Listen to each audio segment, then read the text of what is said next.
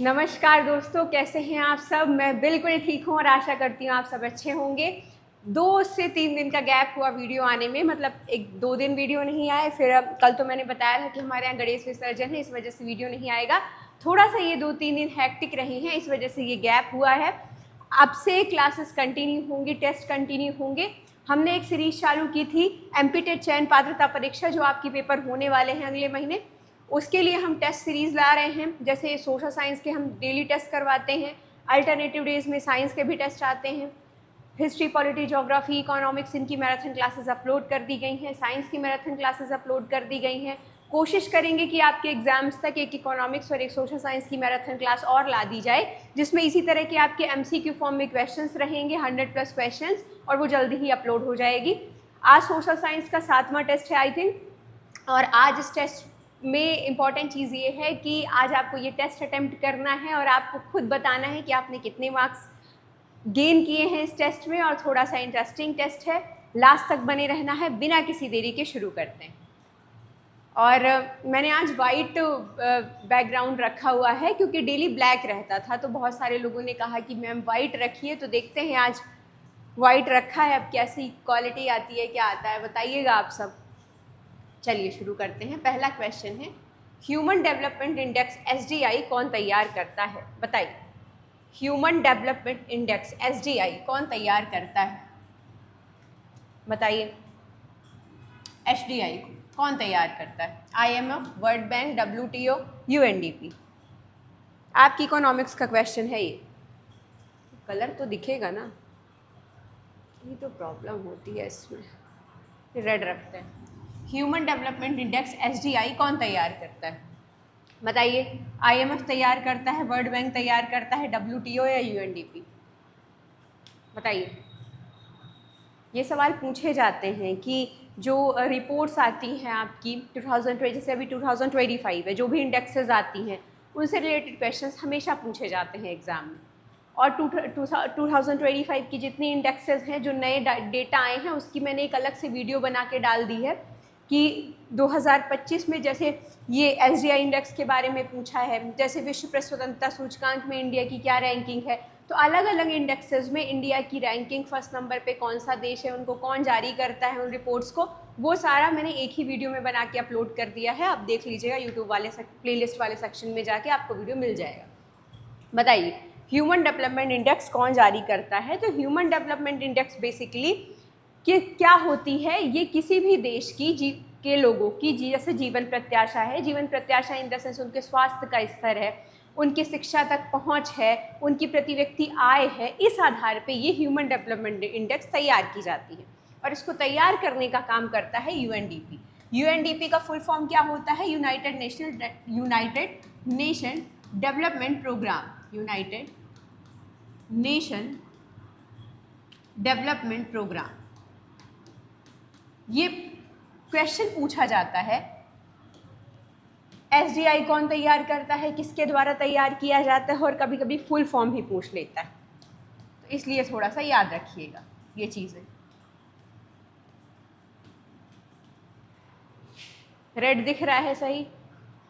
मैंने आज white board पहली बार यूज़ किया है। पिंक ट्राई किया जाए क्या? सही नहीं आ रहा। ब्लैक ही ठीक है।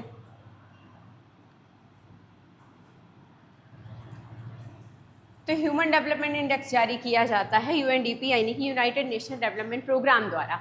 यूएनडीपी 2025 में इंडिया की रैंकिंग क्या है? जो एसडीआई इंडेक्स है, एचडीआई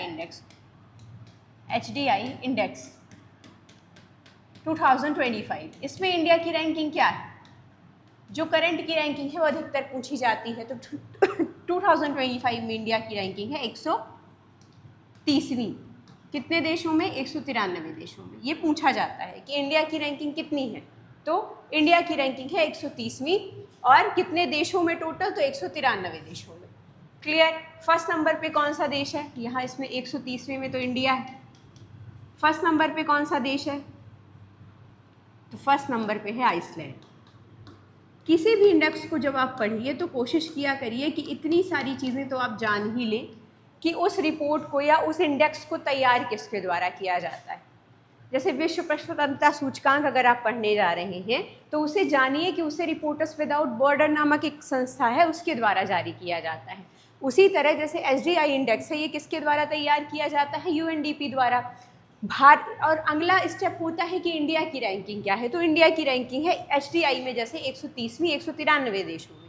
फिर आता है कि फर्स्ट नंबर पे कौन सा देश है, तो यहाँ इस इंडेक्स में फर्स्ट नंबर पे है आइसलैंड। तो किसी भी रिपोर्ट को जब पढ़िए तो ये कोशिश करिए ये 3-4 चीज़ें जानने की कि उस रिपोर्ट को जारी कौन कर रहा है, उस रिपोर्ट में इंडिया की रैंकिंग क्या है, उस रिपोर्ट में फर्स्ट नंबर पे कौन सी कंट्री। क्लियर? तो SDI इंडेक्स किसके द्वारा जारी किया जाता है? UNDP। UNDP का फुल फॉर्म होता है United Nation Development Programme. India की रैंकिंग कितनी है? 130वीं, टोटल 193 देशों में। और फर्स्ट नंबर पे कौन है SDI इंडेक्स में? आइसलैंड। और SDI इंडेक्स क्या होता है? किसी भी देश के लोगों के स्वास्थ्य, उनकी शिक्षा तक पहुंच, उनकी आय, इन सब आधार पे ह्यूमन डेवलपमेंट इंडेक्स यानी कि SDI इंडेक्स तैयार की जाती है। क्लियर? चलिए अगला क्वेश्चन देखते हैं। तो जिनका ये क्वेश्चन सही था वो बधाई के पात्र हैं।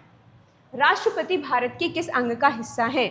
बताइए, जो राष्ट्रपति हैं वो भारत के किस अंग का हिस्सा है? राष्ट्रपति कार्यपालिका का, विधायिका का, न्यायपालिका का या उपर्युक्त सभी? राष्ट्रपति भारत के किस अंग का हिस्सा है? बताइए। आप सबको मैंने राष्ट्रपति जी से रिलेटेड आर्टिकल्स बताए थे। मैंने क्या बताया था? राष्ट्रपति किस आर्टिकल में है? राष्ट्रपति का पद किस आर्टिकल में? राष्ट्रपति का पद है आर्टिकल 52 में। और क्या बताया था? कुछ आर्टिकल्स बताए थे राष्ट्रपति से रिलेटेड, जैसे आर्टिकल 53 ये बताता है कि संघ की कार्यपालिका शक्ति राष्ट्रपति में निहित होगी। आर्टिकल 54 हमें ये बताता है, किसके बारे में था 54? चुनाव के बारे में, राष्ट्रपति के चुनाव के बारे में। 55 चुनाव प्रक्रिया के बारे में, 56 कार्यकाल के बारे में, 58 योग्यता के बारे में, 50 क्या अचानक से बिल्ली गुजरी यहाँ से, डर गए भाई। 58 योग्यता के बारे में बताता है, 60 शपथ के बारे में बताता है, 61 महाभियोग के बारे में बताता है। क्लियर? तो राष्ट्रपति भारत के किस अंग का हिस्सा है ये आपको बताना है। बताइए। देखिए, मैं यहाँ पे आंसर बता सकती हूँ, लेकिन एक चीज़ जो आपके दिमाग में बैठ जाएगी कि इस चीज़ को समझ के भी किया जा सकता है। कैसे? शायद ये चीज़ कभी भूले ना आपको। कार्यपालिका क्या करती है? कार्यपालिका विधायिका द्वारा बनाए गए कानून को लागू करवाने का कार्य करती है। विधायिका क्या करती है? विधायिका का काम होता है कानून बनाना। थोड़ा सा कॉन्सेप्ट समझिएगा, कानून बनाना। कानून बनाना किसका काम होता है? विधायिका का। और कार्यपालिका क्या करती है? विधायिका द्वारा जो कानून बनाए जाते हैं उनको लागू करवाना, कानून को लागू करवाना। ये कानून कौन बनाता है हमारे देश में? कोई भी विधेयक कहाँ पेश होता है? जब फिर उसको दोनों सदनों द्वारा स्वीकृति के बाद, फिर राष्ट्रपति की स्वीकृति के बाद वो कानून बनता है तो संसद में। तो कानून बनाने का काम कौन करता है? संसद। अब आप मुझे एक चीज़ यहाँ पे थोड़ा सा क्लियर करके बता दीजिए कि क्या अगर मैं ये कहूँ कि संसद के 3 अंग होते, कौन कौन से? लोकसभा, राज्यसभा और राष्ट्रपति। ये मत सोचिएगा कि आपको आंसर बता दिया जाए और आगे बढ़ लिया जाए, तो यहाँ ये नहीं होगा। इस वजह से नहीं होगा क्योंकि कोई भी चीज़ अगर आपको एक बार पढ़नी है तो वो आपके दिमाग में हमेशा रहे। ये नहीं है कि कोई एग्ज़ाम आ रहा है, आपने हाँ ठीक है पढ़ लिया कि राष्ट्रपति इसका पार्ट है, क्या पता एग्ज़ाम हॉल में जाके कन्फ्यूज़न हो जाए। तो थोड़ा सा समझ लीजिए इस चीज़ को कि कैसे कार्य होता है, विधायिका क्या काम करती है, विधायिका का क्या काम होता है, कार्यपालिका का क्या काम होता है और न्यायपालिका का। इससे ये होगा कि जब भी इस तरह के क्वेश्चंस आएंगे तो आपको डाउट नहीं होगा कभी। तो मैंने आपको बताया कि कानून बनाने का काम विधायिका का होता है और कानून को लागू करवाने का काम कार्यपालिका का। कानून बनते कहाँ हैं? कानून संसद में बनते हैं और संसद के 3 अंग होते हैं, लोकसभा, राज्यसभा और राष्ट्रपति। संसद किस आर्टिकल में है? संसद है आर्टिकल 79 में। राज्यसभा किस में है? आर्टिकल 80 में। लोकसभा किस में है? आर्टिकल 81 में। और राष्ट्रपति का पद मैंने बताया है आपको कि आर्टिकल 52 में राष्ट्रपति का पद है। अब आप मुझे बता दीजिए यहाँ पे देख के संसद का पार्ट है राष्ट्रपति, दिख रहा है, संसद का पार्ट है कौन? राष्ट्रपति। और संसद किसका पार्ट?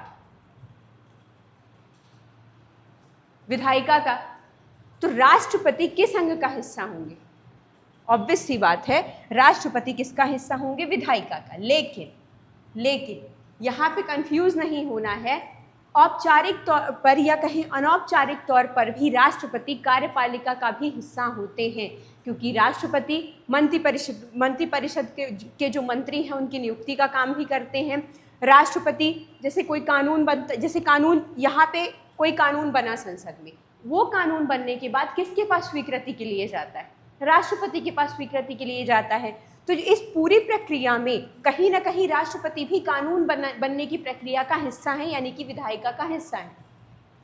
तो वैसे हम मानेंगे विधायिका, लेकिन मान लीजिए यहाँ पे कार्यपालिका होता, सिर्फ कार्यपालिका, न्यायपालिका और विधायिका नहीं होता और दूसरा ऑप्शन होता, तो आप कार्यपालिका भी लगा सकते थे, क्योंकि कहीं ना कहीं राष्ट्रपति कार्यपालिका का भी हिस्सा होते हैं।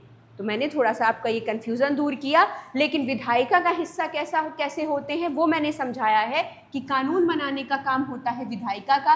कानून कहाँ बनते हैं? संसद में। और संसद के कौन से 3 अंग होते हैं? लोकसभा, राज्यसभा और राष्ट्रपति। और संसद के अगर पार्ट है राष्ट्रपति, तो कहीं ना कहीं विधायिका के भी पार्ट होंगे। क्लियर? चलिए आगे बढ़ते हैं। तो राइट आंसर हो जाएगा विधायिका। लेकिन ऐसा बिल्कुल भी नहीं है कि कार्यपालिका के वो किसी भी प्रकार के अंग नहीं हैं। कार्यपालिका की प्रक्रिया में भी राष्ट्रपति हिस्सा लेते हैं और कार्यपालिका की गतिविधियों का भी हिस्सा है राष्ट्रपति। 7 सिस्टर्स के नाम से कौन से राज्य जाने जाते हैं? बहुत इजी क्वेश्चन है, जल्दी बता दीजिए। 7 सिस्टर्स के नाम से कौन सा स्टेट जाने जाते हैं? हिमालयन राज्य, उत्तर पूर्वी राज्य, दक्षिण भारतीय राज्य, पश्चिम तटीय राज्य? बताइए, 7 सिस्टर्स के नाम से कौन से राज्य जाने जाते हैं? कौन सा कलर यूज़ किया जाए इसमें? वाइट पे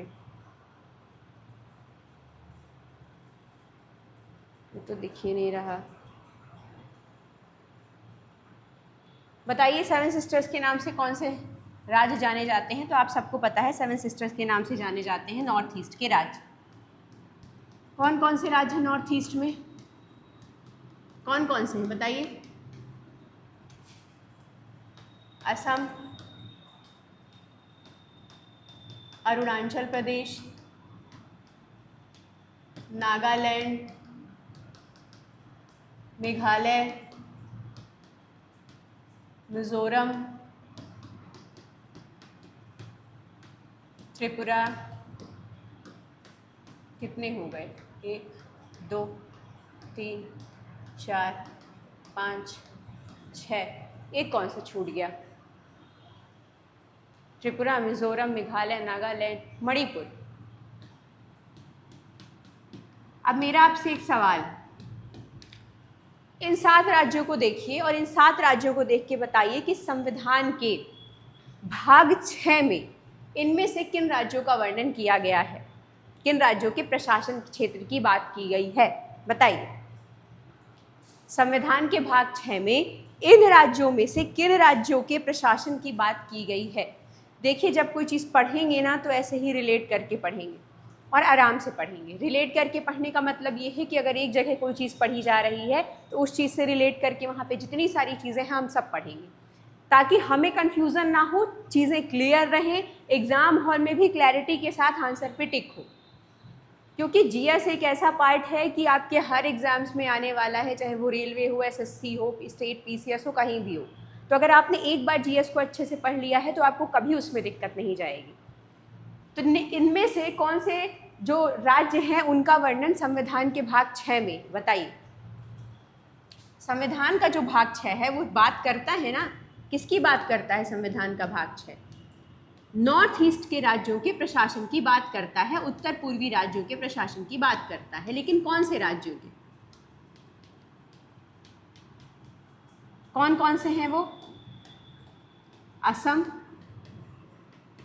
मेघालय, मिजोरम और त्रिपुरा। ये सवाल पूछा जाता है कि निम्नलिखित में से किस राज्य का वर्णन संविधान के भाग 6 में नहीं है? तो जब आपको ये 4 राज्य पता होंगे, कौन कौन से? असम, मेघालय, मिजोरम और त्रिपुरा। जब आपको ये 4 राज्य पता होंगे तभी आप कौन नहीं है ये बता पाएंगे, क्योंकि ये सवाल पूछा जाता है कि संविधान के भाग 6 में किस स्टेट का वर्णन नहीं है, तो असम का है, मेघालय का है, मिजोरम का है और त्रिपुरा का है। इन 4 स्टेट्स का वर्णन। क्लियर? असम, मेघालय, मिजोरम और त्रिपुरा। एक चीज़ और है, मैं आपसे एक सवाल कर रही हूँ कि क्या सिक्किम को नॉर्थ ईस्ट का पार्ट माना जाता है या इन 7 सिस्टर्स में गिना जाता है सिक्किम को, क्योंकि है तो वहीं पे।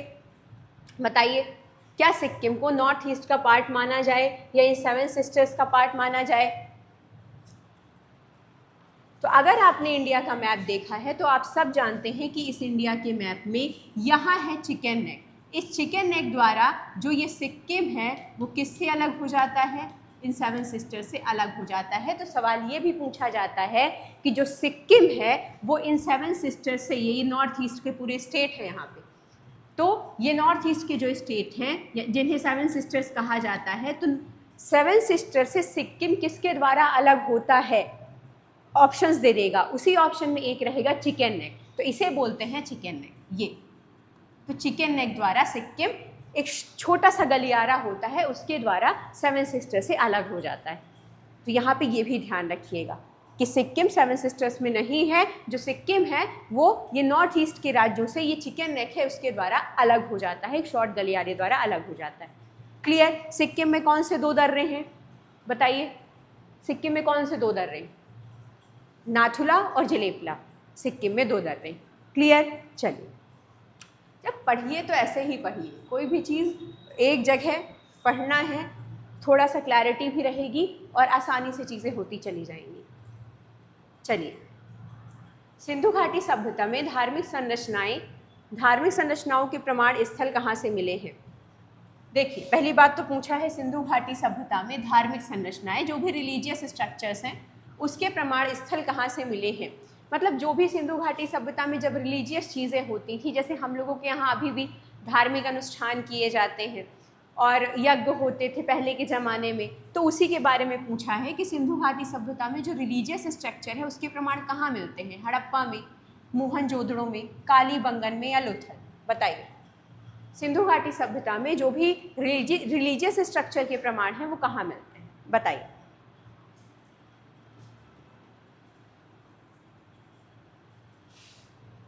आप सब जानते हैं कि मोहनजोदड़ो में मिला है ग्रेट बाथ, विशाल स्नानागार। और इसका उपयोग क्यों किया जाता था? इस ग्रेट बाथ का उपयोग किया जाता था जब भी कोई विशाल धार्मिक अनुष्ठान के कार्यक्रम होते थे, उन अनुष्ठानिक कार्यक्रमों में सामूहिक स्नान किया जाता था। तो धार्मिक अनुष्ठान के पहले सब लोग जाते थे और वहाँ सामूहिक रूप से स्नान करते थे। तो ये जो ग्रेट बाथ है, या जिसे विशाल स्नानागार भी कहा जाता है, विशाल स्नानागार, ये किससे संबंधित था? ये रिलीजियस स्ट्रक्चर का प्रमाण था सिंधु घाटी सभ्यता के, कि जब भी वहाँ पे कोई धार्मिक अनुष्ठानिक कार्यक्रम होते थे तो सारे लोग क्या करते थे? उस विशाल स्नानागार में जाके सामूहिक रूप से स्नान करते थे उस अनुष्ठान के पहले। क्लियर? मोहनजोदड़ो में क्या पाया गया? ग्रेट बाथ, और यही किससे रिलेटेड है? रिलीजियस स्ट्रक्चर से। कालीबंगन में क्या मिला है? बताइए, कालीबंगन में क्या मिला है? तो आप सबको पता है कालीबंगन में मिले हैं जुते हुए खेत। जुते हुए खेत। और कालीबंगन किस एरिया में है इंडिया के वर्तमान? तो ये राजस्थान वाले एरिया में। कभी कभी ये भी सवाल पूछ लेता है, कालीबंगन कहाँ है? राजस्थान वाले एरिया में। लोथल क्या है? लोथल क्या था? लोथल सिंधु घाटी सभ्यता का एक बंदरगाह था, और यहीं से मिला है शिपयार्ड बनाने का कारखाना भी, लोथल। और ये कहाँ पे स्थित है? ये गुजरात। तो ये छोटी छोटी चीज़ें, छोटे छोटे फैक्ट याद रखिएगा, आपके एग्जाम में काम आएंगे। सिंधु घाटी सभ्यता में रिलीजियस स्ट्रक्चर के प्रमाण कहाँ मिले हैं? विशाल स्नानागार यानी कि ग्रेट बाथ में, रिलीजियस स्ट्रक्चर। और रिलीजियस क्यों? धार्मिक क्यों? क्योंकि जब भी कोई धार्मिक अनुष्ठान किया जाता था तो उस धार्मिक अनुष्ठान के पहले सारे लोग स्नान करने जाते थे सामूहिक रूप से। तो राइट आंसर हो जाएगा मोहनजोदड़ो। कालीबंगन अब लिखा ही हुआ है तो कभी कभी सवाल आ जाता है कि निम्नलिखित में से जुते हुए खेत कहाँ मिले हैं? तो कालीबंगन में मिले हैं। कालीबंगन वर्तमान भारत में किस स्टेट से बिलोंग करता है? तो राजस्थान से बिलोंग करता है। लोथल किस स्टेट से बिलोंग करता है वर्तमान में? तो गुजरात से बिलोंग करता है। और लोथल सिंधु घाटी सभ्यता का एक विशाल बंदरगाह हुआ करता था, जहाँ से कई सारी चीज़ें मिली हैं, शिपयार्ड बनाने का कारखाना मिला है। क्लियर?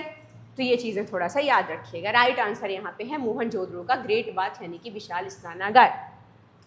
अगला सवाल है कि बेरोजगारी की उस स्थिति को क्या कहते हैं जब व्यक्ति अपनी योग्यता से कम काम करता है? खुली बेरोजगारी, अर्ध बेरोजगारी, प्रच्छन्न बेरोजगारी और अस्थायी बेरोजगारी। बताइए। ये इकोनॉमिक्स का क्वेश्चन है आपके, और आपके इकोनॉमिक्स का पार्ट है जो आपका सिलेबस है सोशल साइंस का, उसमें जो इकोनॉमिक्स है उसका सिलेबस का पार्ट है ये। बताइए। देखिए, बेरोजगारी के पहले पार्ट देख लेते हैं क्या क्या है। देखिए, जो खुली बेरोजगारी होती है उसका मतलब ये होता है कि किसी भी व्यक्ति के पास योग्यता है, वो सक्षम है काम करने में और वो काम करना चाह भी रहा है, लेकिन उसके पास रोजगार नहीं। मान लीजिए आप हैं, मैं हूँ, हम काम करना चाह रहे हैं, हमारे पास योग्यता भी है काम करने की, लेकिन हमें काम नहीं मिल रहा है, वो कहलाती है खुली बेरोजगारी। कैसी? कि हमारे पास योग्यता भी है और हम काम करने की इच्छुक भी हैं कि हमें काम दे दो, हम काम कर लेंगे, लेकिन हमें रोजगार नहीं मिल रहा है, और शायद हम और आप इसी श्रेणी में आते हैं। क्लियर? अर्ध बेरोजगारी क्या होती है? अर्ध बेरोजगारी वो होती है कि किसी भी व्यक्ति की जितनी क्षमता है उतना उस हिसाब से वो काम नहीं कर रहा है। तो अर्ध बेरोजगारी का मतलब होता है क्षमता के अनुरूप काम ना मिलना, क्षमता के अनुरूप काम ना मिलना, वो कहलाती है अर्ध बेरोजगारी। कि भाई क्षमता तो है उसकी, चलिए 8 घंटे की काम कर लेने की या कुछ और ज़्यादा अच्छा काम कर लेने की, लेकिन वो लगा किसी और काम में है, तो उसका टैलेंट किसी और चीज़ में है और वो काम कुछ और कर रहा है, तो उसे बोलते हैं आधी या अर्ध बेरोजगारी या आंशिक बेरोजगारी। क्लियर? और कभी कभी ऐसा भी होता है कि पूर्णकालिक काम नहीं मिलता है, जैसे 4 घंटे किसी को काम मिल रहा है, 2 घंटे का काम किसी को मिल रहा है, लेकिन इसकी क्षमता तो है 8 घंटे काम करने की। क्षमता इसकी कितनी है कि ये 8 घंटे काम कर लेगा, लेकिन इसको काम कितना मिल रहा है? 2 ही घंटे का, 2 घंटे का, बाकी 6 घंटे तो ये बेरोजगार ही है ना। तो यही कहलाती है अर्ध बेरोजगारी, कि यदि किसी व्यक्ति की जितनी क्षमता है उसके अनुरूप उसको काम ना मिलना। आंशिक बेरोजगारी। प्रच्छन्न बेरोजगारी का मतलब होता है कि किसी एक काम में अगर 2 लोगों की ज़रूरत है, लेकिन लगे हुए हैं उस काम को करने में 4 लोग या 10 लोग। और भारत की जो कृषि व्यवस्था है वो इसका सबसे बड़ा उदाहरण है कि भारत की कृषि जो क्रियाविधि होती है उसमें एक ही परिवार की अगर 5 सदस्य हैं तो वो 5 सदस्य लगे हुए हैं, लेकिन कृषि करने में 3 ही सदस्य की ज़रूरत है, लेकिन लगे उसमें 5 लोग हुए हैं, वो कहलाती है प्रच्छन्न बेरोजगारी। मैं इसलिए आपको बेरोजगारी के सारे ये बता रही हूँ क्योंकि कुछ भी पूछ सकता है एग्जाम में, हो सकता है प्रच्छन्न ही पूछ ले, हो सकता है अर्ध ही पूछ ले, तो थोड़ा सा ध्यान रखिएगा। तो ये प्रच्छन्न बेरोजगारी कहाँ देखने को मिलती है? अधिकतर गाँव में एग्रीकल्चर सेक्टर में देखने को मिलती है कि ज़रूरत है 4 लोगों की काम में, लेकिन लगे हुए हैं उसी में 8 लोग, ये कहलाती है प्रच्छन्न बेरोजगारी। अस्थायी बेरोजगारी ये कहलाती है कि मान लीजिए कोई कंपनी है, उसने 4 लोगों को हायर किया हुआ है, वो कंपनी के पास मान लीजिए किसी सीज़न में काम नहीं है या उस कंपनी के पास ज़्यादा एम्प्लॉय रखने की क्षमता नहीं है, तो वो अपने एम्प्लॉयज़ को कुछ स्पेसिफिक समय के लिए निलंबित कर देती है। पूर्णकालिक नहीं, निलंबित मतलब टर्मिनेशन इस फॉर्म में कि हम तुमको 2 महीने बाद फिर हायर कर लेंगे। तो वो क्या करती है? अस्थायी रूप से उनको निलंबित कर देती है। तो जिन कर्मचारियों को अस्थायी रूप से निलंबित किया गया है वो 2 महीने के लिए तो बेरोजगार हो गए, 3 महीने के लिए तो बेरोजगार हो गए, वही होती है अस्थायी बेरोजगारी, जो स्थायी नहीं होती है लेकिन अस्थायी रूप से उन्हें टर्मिनेट कर दिया जाता है। जैसे कोई कंपनी है, मान लीजिए वो लॉस में चली गई, वह लॉस में जा रही है, तो उसने कहा कि हमें अपने एम्प्लॉयज़ को पैसे देने पड़ते हैं, तो हम एक काम करते हैं कि उन्हें 2-3 महीने के लिए रेस्ट जोन में भेज देते हैं कि हम अभी आपको पैसे नहीं दे पाएंगे, जैसे ही हमारी कंपनी में का चीज़ें ठीक होंगी आप फिर से वापस आ जाना काम करने। तो जो 2-3 महीने वो व्यक्ति टर्मिनेटेड है कंपनी से, तो वो तो अस्थायी बेरोजगारी हो गई, तो ये कहलाती हैं। अब आपको पास सारी चीज़ें पता हैं, अब मुझे बता दीजिए कि वो स्थिति क्या है जब व्यक्ति अपनी योग्यता से कम काम करता है, तो राइट आंसर क्या हो जाएगा? तो बिल्कुल सही, जब व्यक्ति अपनी योग्यता से कम काम करे, या मैं इसी चीज़ को कहूँ कि जब कोई व्यक्ति अपनी क्षमता से कम काम करे तो उसे क्या कहते हैं, हम उसे कहते हैं अर्ध बेरोजगारी। तो राइट आंसर क्या हो जाएगा, राइट आंसर हो जाएगा अर्ध बेरोजगारी। क्लियर?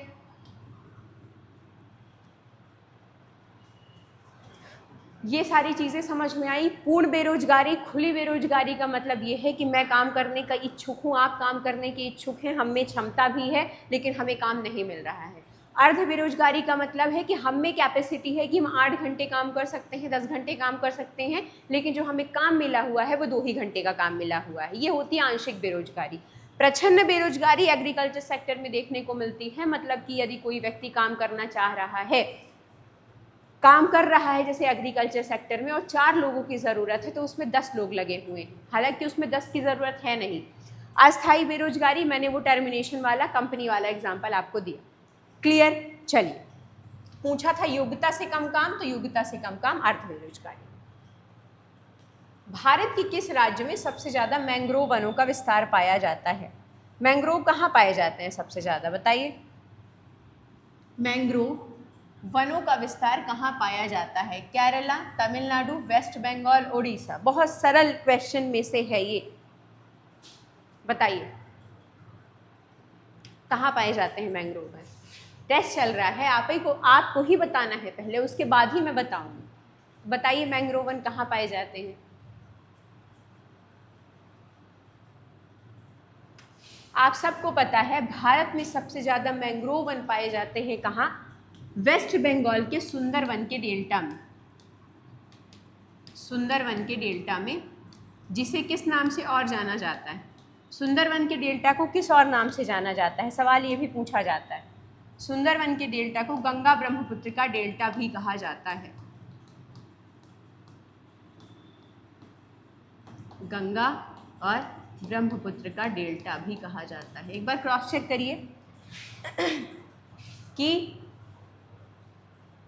गंगा ब्रह्मपुत्र का डेल्टा क्या सुंदरवन को ही कहा जाता है? जहाँ तक मुझे पता है तो शायद गंगा ब्रह्मपुत्र का डेल्टा सुंदरवन डेल्टा को ही कहा जाता है। मैंग्रोव वनों का विस्तार सबसे ज़्यादा इसी सुंदरवन डेल्टा में है। मैंग्रोव वन काम क्या करते हैं? मैंग्रोव वन बेसिकली तटीय क्षेत्रों में पाए जाते हैं, जो वहाँ के कई सारे जीवों का एक तो आश्रय स्थल होते हैं, कई सारे जीवों के रहने का स्थान होते हैं। दूसरा, मैंग्रोव वन क्या करते हैं, जो तट यानी कि जो कोस्टल एरियाज़ हैं उनकी जो मिट्टी है उसको बांध के रखते हैं, जिससे बाढ़ जैसी स्थितियां तटीय क्षेत्रों में नहीं आती हैं। यदि वहाँ से मैंग्रोव वन हट जाएंगे तो जो इन पौधों के जड़ हैं वो जो मिट्टी को बांध के रखती है या पानी को रोक के रखती है वो नहीं करेगी, और तटीय जो कोस्टल एरियाज़ हैं वो पानी में डूब जाएंगे। तो मैंग्रोव वन इसलिए भी ज़रूरी है। बायोडाइवर्सिटी के लिए मैंग्रोव वन बहुत ज़्यादा ज़रूरी है, और इसी सुंदरवन के डेल्टा में पाए जाते हैं कौन से? Royal Bengal tigers. Bengal tigers, ये भी याद रखिएगा। तो किस राज्य में सबसे ज़्यादा मैंग्रोव वनों का विस्तार है? तो वेस्ट बंगाल में। कहाँ? सुंदरवन के डेल्टा में, और जिसे कहा जाता है गंगा और ब्रह्मपुत्र का डेल्टा। देखिए, आपके कहने के अनुसार मैंने व्हाइट बोर्ड तो लाया है, लेकिन मुझे इसमें कलर नहीं समझ में आ रहा है कि मैं किस कलर का यूज़ करूं जिससे थोड़ा सा क्लैरिटी आए, क्योंकि जब हम ब्लैक बोर्ड यूज़ कर रहे थे तो उसमें हम कलर फिर भी ब्लैक वगैरह उसमें वाइट वगैरह से यूज़ कर रहे थे तो सही जा रहा था। देखते हैं कैसा आता है ये। तो मैंग्रोव वनों का विस्तार वेस्ट बंगाल में है। सुंदरवन का डेल्टा यूनेस्को में कब शामिल हुआ है, बता दीजिए। ये छोटे छोटे फैक्ट्स हैं, आपको पूछे जाएंगे एग्जाम में। सुंदरवन का जो डेल्टा है यूनेस्को में शामिल हुआ है 1987 में। सुंदरवन का डेल्टा कब शामिल हुआ है यूनेस्को में? 1987 में। यूनेस्को 1987 में ये यूनेस्को में शामिल हुआ। क्लियर? चलिए, इतनी चीज़ें क्लियर हुई। अब थोड़ा सा देख लेते हैं जो स्टेट्स दिए हुए हैं, यहाँ भी कुछ नेशनल पार्क्स पाए जाते हैं। जैसे केरल में कौन सा नेशनल पार्क पाया जाता है, बताइए। टेस्ट चल रहा है प्लस रिवीजन चल रहा है। साइलेंट वैली नेशनल पार्क कहाँ है? इराविकुलम कहाँ है, वो आप बताएंगे कहाँ है। तमिलनाडु में मदुमलाई नेशनल पार्क। उड़ीसा में। भारत का 107वां नेशनल पार्क कौन सा है? भारत का 107वां नेशनल पार्क कौन सा है? भारत का अभी सबसे हाल ही में बना 107वां नेशनल पार्क है सिमलीपाल राष्ट्रीय उद्यान, और यही सिमलीपाल राष्ट्रीय उद्यान कहाँ है? उड़ीसा में। तो थोड़ा सा याद रखिएगा, सवाल पूछ सकता है कि भारत का सबसे नया हाल ही में बना नेशनल पार्क कौन सा है? तो वो है सिमलीपाल राष्ट्रीय उद्यान जो उड़ीसा में स्थित। और भारत में सबसे ज़्यादा मैंग्रोव वन कहाँ पाए जाते हैं? तो वेस्ट बंगाल। क्लियर? चलिए, भारत में कौन सा पर्वतीय दर्रा है जो भारत चीन सीमा पे स्थित है? पहली बात, ठीक है, पहला क्या कह रहा है कि भारत चीन सीमा पे है, ठीक है, भारत और चीन की सीमा पे है। दूसरा, ऐतिहासिक सिल्क रूट का हिस्सा है। ऐसा कौन सा दर्रा है, ऐसा कौन सा पास है जो भारत और चीन की सीमा में स्थित है और सिल्क रूट का भाग रहा है? जोजिला दर्रा, नाथुला दर्रा, बाड़ालाचा दर्रा, रोहतांग दर्रा। बताइए क्या होगा राइट आंसर? देखिए बताइए, कह रहा है भारत और चीन की सीमा पे स्थित है, मतलब ये कभी भारत और चीन के बीच जो व्यापारिक मार्ग रहा होगा उसके लिए बहुत इंपॉर्टेंट दृष्टि रही होगी, इंपॉर्टेंट रहा होगा, और सिल्क रूट का भी भाग रहा है। बताइए कौन सा दर्रा है?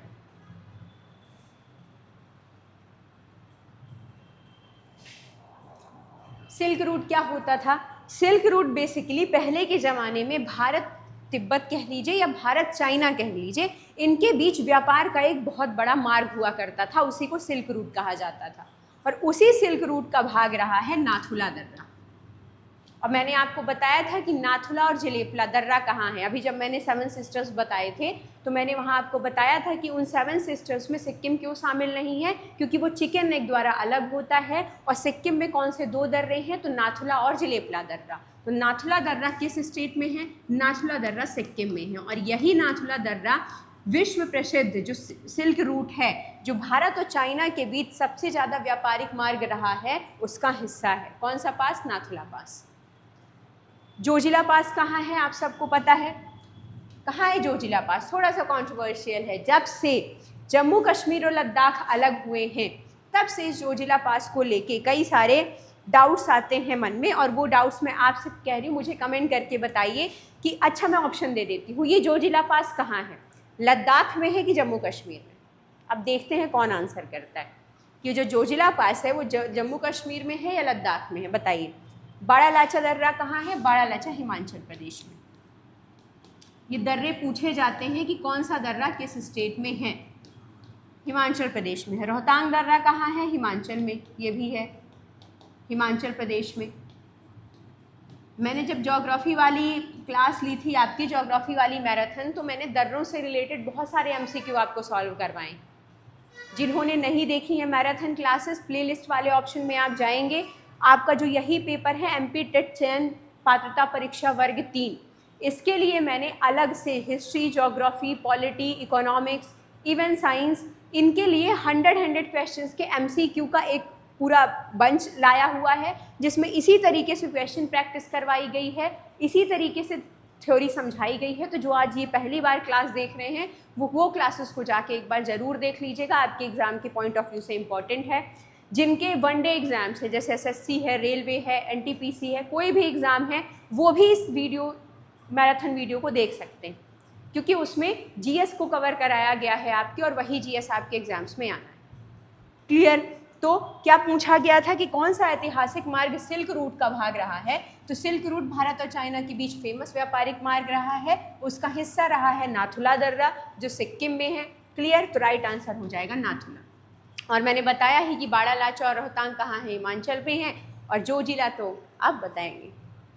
चलिए, चोल साम्राज्य के दौरान उत्तरामेरुर अभिलेख किसके प्रशासन की जानकारी देता है? बताइए। चोल डायनेस्टी है आपके हिस्ट्री का पार्ट, हिस्ट्री का सिलेबस का पार्ट है। तो चोल साम्राज्य के दौरान उत्तरामेरुर जो अभिलेख है, इंस्क्रिप्शन है, वो किसके प्रशासन से संबंधित जानकारी देता है? न्याय प्रणाली, भू राजस्व प्रणाली, ग्राम पंचायत या सैन्य संगठन? बताइए।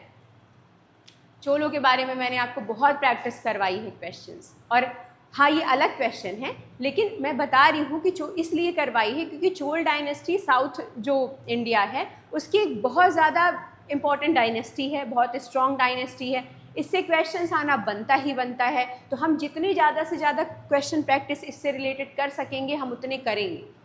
क्योंकि अगर हमको एग्ज़ाम हॉल में इससे 1 या 2 क्वेश्चंस भी मिल गए ना तो हम दूसरे बच्चों से आगे जाएंगे। तो चलिए बताइए इसका आंसर, इसका राइट आंसर क्या होगा।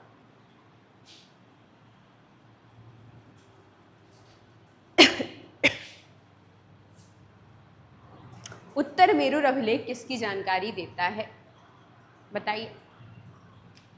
देखिए उत्तर मेरु जो अभिलेख है वो बेसिकली किसकी जानकारी देता है, ग्राम पंचायत या स्थानीय प्रशासन की जानकारी देता है। चोल साम्राज्य के दौरान स्थानीय स्वशासन की जानकारी देता है। स्थानीय स्वशासन मतलब कि ग्राम पंचायत के लेवल पे जो प्रतिनिधि चुने जाएंगे उनको चुनने की प्रक्रिया कैसी होगी उसका वर्णन किया गया है उत्तर मेरु अभिलेख में। तो कभी सवाल आ जाए कि उत्तर मेरु इंक्रिप्शन, उत्तर मेरु अभिलेख किससे संबंधित है, किस डायनेस्टी से संबंधित है, तो याद रखिएगा चोल डायनेस्टी से संबंधित है। पहला क्वेश्चन कि उत्तर मेरु अभिलेख का संबंध किस डायनेस्टी से है, तो चोल से, चोल साम्राज्य से है, चोल डायनेस्टी से है। उत्तर मेरु अभिलेख किसके बारे में जानकारी देता है, तो ग्राम पंचायत यानी कि स्थानीय स्वशासन के बारे में जानकारी देता है। क्या जानकारी प्रदान करता है कि गांव की जो सभाएं हैं उसमें प्रतिनिधियों का चुनाव कैसे होगा, कि ग्राम की जो सभाएं होती हैं उसमें प्रतिनिधि कैसे चुने जाएंगे, इसकी जानकारी कौन देता है, उत्तर मेरु अभिलेख देता है। और इसका संबंध किससे है, चोल डायनेस्टी से है। क्लियर। और इन राजा थे एक राजा परांतक, राजा परांतक फर्स्ट, इन्हीं के शासनकाल में ये अभिलेख इंस्क्रिप्शन बनवाया गया था। क्लियर। तो राजा परांतक फर्स्ट के शासनकाल के दौरान ये जो अभिलेख है वो करवाया गया था। हालांकि इतना डीप नहीं पूछेगा, सिर्फ इतना ही पूछेगा कि उत्तर मेरु अभिलेख है वो किस डायनेस्टी से रिलेट करता है, चोल डायनेस्टी से रिलेट करता है, और किसके संबंध में जानकारी देता है, तो ग्राम पंचायत यानी कि स्थानीय स्वशासन के बारे में, कि ग्राम सभाओं या ग्राम पंचायतों में जो प्रतिनिधि चुने जाएंगे उनको चुनने की प्रक्रिया क्या। ठीक है। चोल डायनेस्टी के बारे में आप सबको पता है। बृहदेश्वर मंदिर का निर्माण किन्होंने करवाया था, बृहदेश्वर मंदिर, मैंने बताया था आपको बृहदेश्वर मंदिर बहुत फेमस मंदिर है साउथ का, और उस बृहदेश्वर मंदिर का निर्माण भी चोल शासकों द्वारा ही करवाया गया था, राजराजा प्रथम द्वारा, इसीलिए राजराजेश्वर मंदिर भी उसको कहा जाता है। क्लियर। तो ये याद रखिएगा। चलिए, तो उत्तर मेरु अभिलेख किससे संबंधित है, स्थानीय स्वशासन से, और किस डायनेस्टी द्वारा बनवाया गया, तो चोल डायनेस्टी द्वारा। WTO की स्थापना कब हुई थी, World Trade Organization, full form भी आते हैं, स्थापना भी पूछी जाती है, सब पूछा जाता है, बताइए। WTO विश्व व्यापार संगठन, वर्ल्ड ट्रेड ऑर्गेनाइजेशन की स्थापना कब हुई, 1945, 1991, 1995 या 2000, बताइए। WTO की स्थापना कब हुई, जल्दी बता दीजिए, बहुत सरल क्वेश्चन है, बहुत बार पूछा जा चुका है।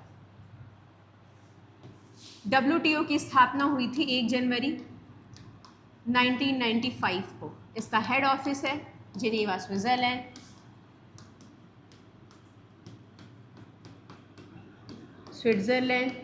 इसमें 166 कंट्रीज़ हैं आई थिंक, एक बार क्रॉस चेक कर लीजिएगा। ये क्या काम करता है, वर्ल्ड ट्रेड ऑर्गेनाइजेशन दुनिया में जो भी व्यापार होता है या व्यापार के नियम बनाने का काम करता है। सभी देशों के बीच एक आपसी सहमति से व्यापार कैसे होगा, किस कंडीशंस पे होगा, उसके लिए वर्ल्ड ट्रेड ऑर्गेनाइजेशन नामक संस्था बनाई गई है, कि उसमें सभी देश कैसे व्यापार करेंगे, क्या टर्म्स एंड कंडीशंस होंगी, इस आधार पे एक साथ आते हैं और उसके नियम डिसाइड करते हैं। वर्ल्ड ट्रेड ऑर्गेनाइजेशन की स्थापना हुई थी 1 जनवरी 1995 को। हेड ऑफिस है जिनेवा, स्विट्जरलैंड। और आपसे मेरा एक सवाल फिर यहाँ है कि वर्ल्ड ट्रेड ऑर्गेनाइजेशन में भारत कब शामिल हुआ, या तो भारत जब से वर्ल्ड ट्रेड ऑर्गेनाइजेशन बना है तब से सदस्य है WTO का, या बाद में WTO में शामिल हुआ।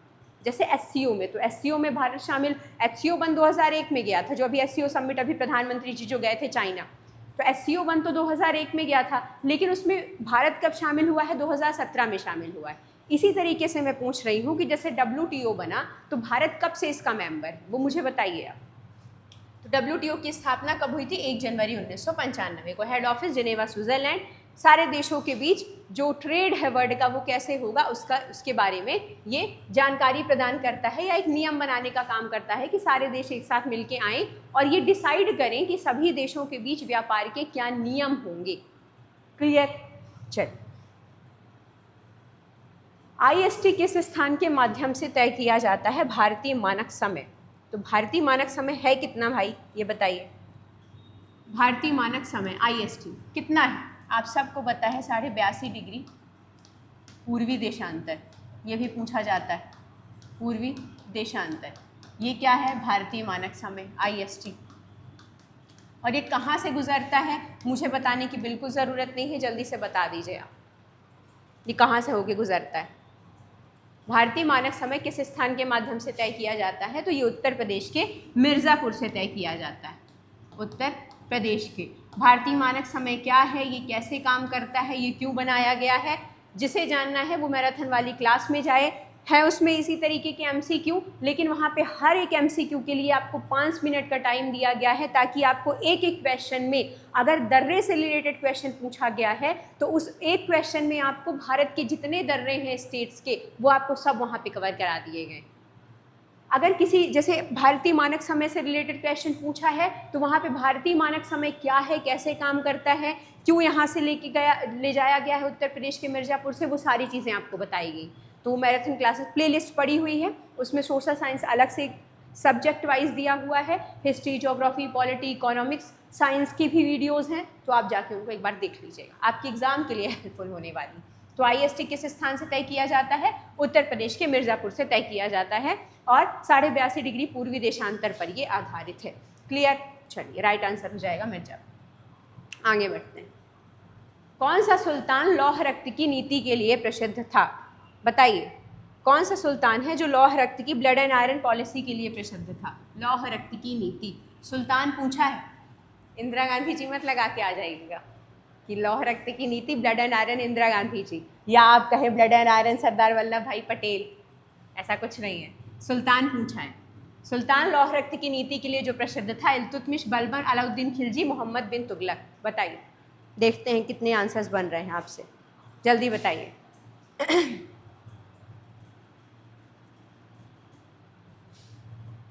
आप सबको पता है कि लौह रक्त की नीति ब्लड एंड आयरन पॉलिसी के लिए कौन सा था? बलबन।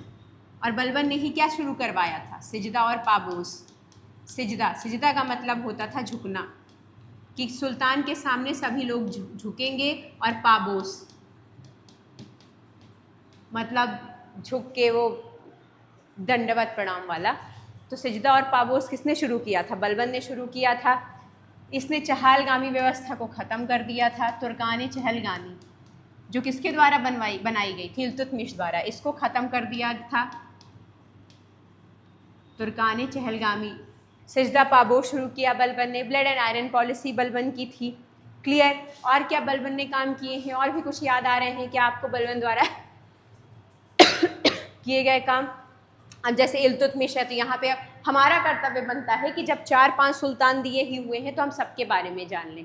हमें तो पता चल गया ना कि ठीक है, लौह रक्त की नीति बलबन की थी, राइट आंसर हो जाएगा बलबन। क्लियर? लेकिन इतना करके आगे नहीं बढ़ना है ना, जब दिया हुआ है तो पढ़ लेते हैं। इल्तुतमिश ने क्या काम किया था? गुलाम वंश का वास्तविक संस्थापक किसे कहा जाता है? इल्तुतमिश को कहा जाता है। कुतुबुद्दीन ऐबक ने गुलाम वंश की स्थापना की, लेकिन वास्तविक संस्थापक इल्तुतमिश को कहते हैं। कुतुबुद्दीन ऐबक ने कुतुब मीनार का निर्माण शुरू करवाया, पूरा किसने करवाया? इल्तुतमिश ने। तुर्कान चहलगामी जिसे बलबन ने समाप्त किया, तुर्कान चहलगामी को किसने बनाया था? ये इल्तुतमिश ने बनाया था। सवाल पूछे जाते हैं, ध्यान से सुनिएगा, कि तुर्कान चहलगामी किसके द्वारा बनाया गया? इल्तुतमिश के द्वारा। तुर्कान चहलगामी समाप्त किसके द्वारा किया गया? बलबन द्वारा। तुर्कान चहलगामी क्या होता था? 40 सरदारों का समूह होता था, 40 लोगों का समूह होता था, जो सुल्तान को सलाह देने का काम करते थे। तो वो बनाने का काम किसने किया था? इल्तुतमिश ने। ख़त्म किसने किया? बलबन ने। इक्ता प्रणाली बहुत पूछा जाता है कि इक्ता व्यवस्था किसकी थी? इक्ता प्रणाली, तो याद रखिएगा, इक्ता प्रणाली भी इल्तुतमिश की ही थी। इसने सिक्के चलवाए थे, आप सबको याद होंगे, नहीं याद है तो हम बता देते हैं। इसने तांबे का जीतल पूछा जाता है, तांबे का जीतल, और चांदी का टंका चलवाया था। चांदी का टंका पूछा जाता है कि इल्तुतमिश ने निम्नलिखित में से कौन से सिक्के चलवाए? ऑप्शंस दे देगा, तो ये ऑप्शन सही जाएंगे, तांबे का जीतल और चांदी का टंका। ये इल्तुतमिश द्वारा बनवाए गए थे। किसने करवाए थे सिक्के? ये इल्तुतमिश ने। पढ़ रहे हैं सब, धीरे धीरे पढ़ेंगे। चित्तुरका ने चहलगामी बनाया किसने? इल्तुतमिश ने। समाप्त बलबन ने कर दिया। इल्तुतमिश की एकता प्रणाली थी। इल्तुतमिश ने ही तांबे का जीतल और चांदी का टंका चलवाया था। क्लियर। गुलाम वंश का वास्तविक संस्थापक इल्तुतमिश को ही कहा जाता है। इल्तुतमिश की ही बेटी थी रजिया, जो पहली मुस्लिम सुल्तान महिला मुस्लिम सुल्तान मानी जाती। अलाउद्दीन खिलजी, इसने क्या क्या काम करवाए थे? अलाउद्दीन खिलजी का आप सबको पता है, हजार खंबा महल, हजार खंबा महल, अलाई दरवाजा। ये जो संरचनाएं हैं ये पूछी जाती हैं आपके एग्जाम में कि अलाई दरवाजा किसने बनवाया, हजार खंबा महल किसने बनवाया, सीरी का किला किसने बनवाया। तो आपको ये चीजें पता होनी चाहिए कि ये किसने बनवाया है। तो अलाउद्दीन खिलजी ने क्या क्या बनवाया? अलाई दरवाजा, सीरी का किला और हजार खंबा महल। ये किसकी काल में बनी? अलाउद्दीन खिलजी के कार्यकाल में बनी। क्लियर। बलबन की लौह रक्त की नीति, सिजदा पापोस। एक सवाल बहुत बार पूछा गया है, बहुत ज़्यादा, कि सिजदा पापोस को शुरू किसने किया? कितना आसान है, बलबन ने। चहलगामी समाप्ति किसने की? बलबन ने। चहलगामी शुरू किसने की थी? इल्तुतमिश ने। ताजा तांबे का जीतल चांदी का टंका किसने चलवाया? इल्तुतमिश ने। अलाउद्दीन खिलजी ने क्या क्या करवाया? एक सवाल ऐसे आते हैं, निम्नलिखित संरचनाओं में से कौन सी संरचना अलाउद्दीन खिलजी के कार्यकाल में नहीं बनी है? तो जब आपको पता होगा कि कौन सी बनी है तब आप लगा के आएंगे कौन सी नहीं बनी है, तो ये जानना ज़रूरी हो जाता है। तो अलाउद्दीन खिलजी ने क्या क्या बनवाया? हजार खंबा महल, अलाई दरवाजा और सीरी का किला। मोहम्मद बिन तुगलक, आप सबको पता है, मोहम्मद बिन तुगलक उस समय का सबसे ज़्यादा पढ़ा लिखा शासक माना जाता है, लेकिन दुर्भाग्यवश इसकी जो भी क्रियाएं थी या क्रियाकलाप थे वो सफल नहीं हो पाए जो ये करना चाहता था। जैसे इसने अपनी राजधानी परिवर्तित की, दिल्ली से दौलताबाद लेके गया। इसने तांबे के सिक्के चलवाए थे, तांबे की धातु के सिक्के चलवाए थे, वो भी सफल नहीं हो पाया। दूसरा, इसने जो कृषि के लिए इसने लोन दिया कि भाई एग्रीकल्चर को अगर आप लोन दोगे और अगर एग्रीकल्चर सही स्थिति में जाती है तो वहाँ के जो राज्य है वहाँ का विकास होगा, ज़्यादा उत्पादन होगा, ज़्यादा प्रोडक्शन होगा तो ज़्यादा टैक्सेशन मिलेगा। वो भी, उसमें भी सफल नहीं हो पाया वो। तो बेसिकली मोहम्मद बिन तुगलक के बहुत सारे काम थे, जैसे राजधानी परिवर्तन करना, तांबे के सिक्के चलवाना।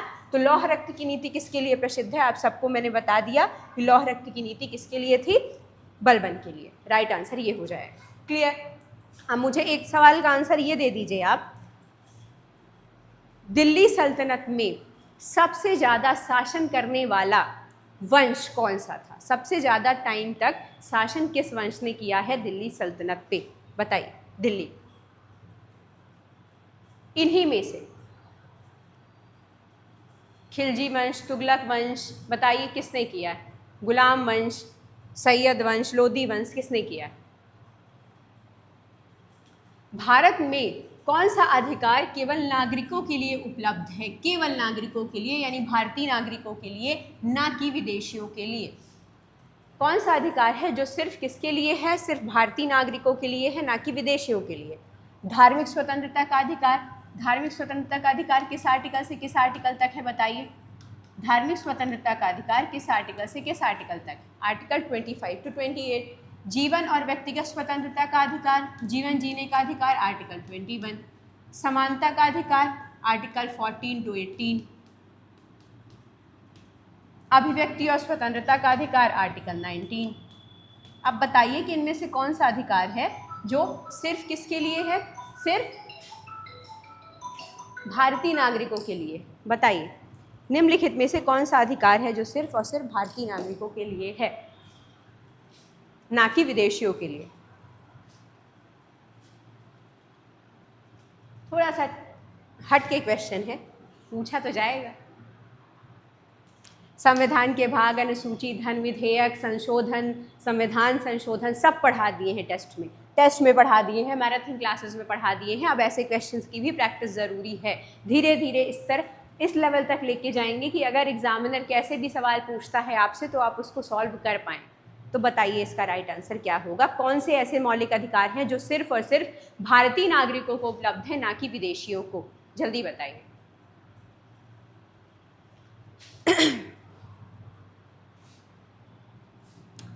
कुछ ऐसे मौलिक अधिकार हैं, मैं उन्हें अभी लिस्ट आउट करवा देती हूँ, जो सिर्फ भारतीय नागरिकों के लिए है, ना कि विदेशियों के लिए। और वो मौलिक अधिकार कौन से हैं आपको बता देते हैं। धार्मिक स्वतंत्रता 25 to 28। कौन कौन से हैं मौलिक अधिकार जो सिर्फ और सिर्फ भारतीय नागरिकों के लिए हैं, भारतीयों के लिए? तो वो है article 15, article 16, article 19, article 29, article 30। 15 क्या कहता है? धर्म, जाति और लिंग के आधार पे किसी धर्म, जाति, लिंग और जन्म स्थान के आधार पे किसी भी व्यक्ति से भेदभाव नहीं किया जाएगा। ये सिर्फ भारतीय नागरिकों के लिए। 16, लोक नियोजन में अवसर की समानता, मतलब कोई जॉब है अगर भारत में तो उसमें सभी भारतीय नागरिकों को समान रूप से अवसर दिए जाएंगे। तो वो किस में है? 16 में है। अब कोई विदेशी आके बोले कि मुझे भी यहाँ जॉब करनी है, मुझे भी यहाँ सरकारी नौकरी चाहिए, तो हम लोग तो पूरे नहीं पढ़ रहे हैं सरकारी नौकरी के लिए, अब हम विदेशियों को भी सरकारी नौकरी देने लग जाएं। सरकार अपने ही लोगों को तो सरकारी नौकरी सबको दे नहीं पा रही है। तो ये जो 16 है वो सिर्फ भारतीय नागरिकों के लिए। आर्टिकल 19 क्या कहता है? वाक और अभिव्यक्ति की स्वतंत्रता की बात आर्टिकल 19 में है। हालांकि इसके भी बहुत सारे सब क्लॉजेस हैं, जैसे बिना शस्त्र और हथियार के आप इकट्ठा हो सकते हो, संघ बनाने की स्वतंत्रता है, कहीं भी निवास करने की स्वतंत्रता है, कहीं भी भ्रमण करने की स्वतंत्रता है। ये सब आर्टिकल 19 में आता है। आर्टिकल 29 क्या कहता है? कि हर व्यक्ति को अपनी लिपि और संस्कृति को बनाए रखने का अधिकार है। कोई भी व्यक्ति है वो अपनी लिपि, अपनी संस्कृति, अपनी भाषा, उसका संरक्षण कर सकता है। और आर्टिकल 30 क्या बात करता है? आर्टिकल 30 बात करता है जो भाषाई अल्पसंख्यक हैं वो शिक्षण संस्थानों की स्थापना कर सकते हैं। ये आर्टिकल 30 बात करता है। तो ये जो मौलिक अधिकार है ये भारतीय नागरिकों को मिले हुए हैं। अब आप ऑप्शन देखिए, ऑप्शंस पे जाइए आप और क्वेश्चन पढ़िए कि निम्नलिखित में से कौन सा अधिकार है जो केवल नागरिकों के लिए है। अब आप देख लीजिए यहाँ पे जितने आर्टिकल्स लिखे हुए हैं और वहाँ पे राइट आंसर क्या हो जाएगा? क्या आपको ये वाला आर्टिकल ये वाले आर्टिकल से मैच होता दिख रहा है? बिल्कुल। तो राइट आंसर क्या हो जाएगा? अभिव्यक्ति की स्वतंत्रता। ये जो अधिकार है वो सिर्फ भारतीय नागरिकों के लिए है, ना कि विदेशियों के लिए। क्लियर? चलिए, तो इतने आर्टिकल्स याद रखिएगा कि ये आर्टिकल सिर्फ और सिर्फ भारतीय नागरिकों के लिए है, ना कि विदेशियों को प्राप्त है। भारत सरकार का सबसे बड़ा राजस्व का स्रोत क्या है? बताइए, भारत सरकार को सबसे ज्यादा राजस्व कहाँ से मिलता है? Corporate taxes, custom duty, GST और आयकर। बताइए, इनकम टैक्स। तो भारत सरकार का जो सबसे, देखिए मैं आपको ये टर्म समझा देती हूँ। कॉर्पोरेट टैक्सेस वो होते हैं, मान लीजिए कोई कंपनी है, कोई निगम है जिसको बोलते हैं, कोई कॉर्पोरेट है, उसको जो भी लाभ मिलता है, किसी भी कॉर्पोरेट को जो भी लाभ मिलता है तो सरकार उसके लाभ पर टैक्स लेती है। जो भी उसको प्रॉफिट होता है, किसी भी कॉर्पोरेट को जो प्रॉफिट होता है उस, अरे क्या हो रहा है भाई, जो भी कॉर्पोरेट है उसको जो भी प्रॉफिट होता है उस पर गवर्नमेंट क्या करती है? टैक्स लेती है, लाभ पर टैक्स लेती है, वो कहलाता है कॉर्पोरेट टैक्स।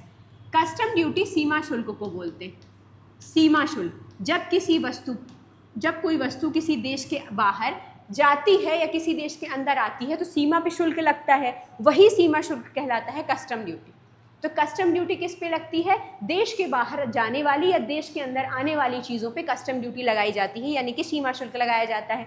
जीएसटी आप सबको पता है, जीएसटी एक तरह का इनडायरेक्ट टैक्स होता है। जब हम किसी चीज़ को खरीदते हैं, चाहे वो पानी का बॉटल हो, चाहे वो चिप्स का पैकेट हो, उस पर हम डायरेक्ट टैक्स पे नहीं कर रहे होते हैं। हम जब कोई चीज़ खरीदते हैं तो वो टैक्सेस हम पे इनडायरेक्टली अप्लाई होते हैं। तो ये जो इनडायरेक्ट टैक्स है वो कौन सा है? GST, indirect tax. क्योंकि इस टैक्स को हम डायरेक्ट देने नहीं जा रहे हैं गवर्नमेंट को। जब हम कोई चीज़ परचेज करेंगे, जब हम कोई चीज़ खरीदेंगे, उस चीज़ पे हमको टैक्स देना है। मैंने पानी की बोतल खरीदी, मैंने दुकानदार को पैसे दिए, चूँकि उसमें लिखा हुआ है जीएसटी इतने %, तो मैं डायरेक्ट गवर्नमेंट को देने नहीं जा रही हूँ वो टैक्स। तो वो कैसे लिए जा रहा है मुझसे? इनडायरेक्टली तरीके से लिया जाता है। तो जो जीएसटी है वो इनडायरेक्ट टैक्स है। आयकर कैसा है? आयकर प्रत्यक्ष यानी कि डायरेक्ट टैक्स है। इनकम टैक्स गवर्नमेंट डायरेक्ट लेती।